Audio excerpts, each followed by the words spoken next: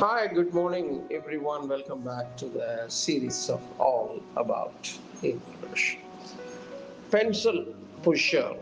இந்த பென்சில் புஷர் அப்படின்னா என்னென்னா எப்பொழுதும் அப்படியே இந்த கிளரிக்கல் ஜாபே பண்ணிட்டு பேப்பரோடைய டாக்குமெண்ட்ஸோடையே இருந்துகிட்டு இருக்காங்கல்ல. And it is also a board one.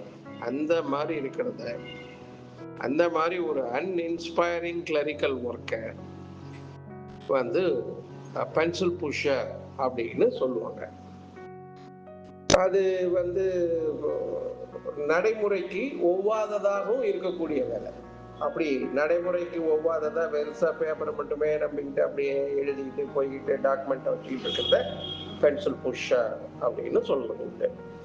உதாரணம், he left his monotonous corporate job because he didn't want to spend his life as just a pencil pusher. ஒரு பென்சில் புஷராக அவன் இருக்க விரும்பாதனால அவனுடைய இந்த கார்பரேட் நிறுவனத்தினுடைய வேலையை அவன் விட்டுட்டான். ஏன்னா அங்கே வெறும் டாக்குமெண்ட்ஸு ரெக்கார்ட்ஸு இதை மெயின்டைன் பண்ணுற வேலையாக இருக்குது, வேற எதுவும் அன்இன்ஸ்பைரிங்காக இருக்குது, இன்ட்ரெஸ்டடாக இல்லை. அதனால் அவன் அந்த வேலையை விட்டுட்டான் அப்படின்னு சொல்லியிருக்கான்.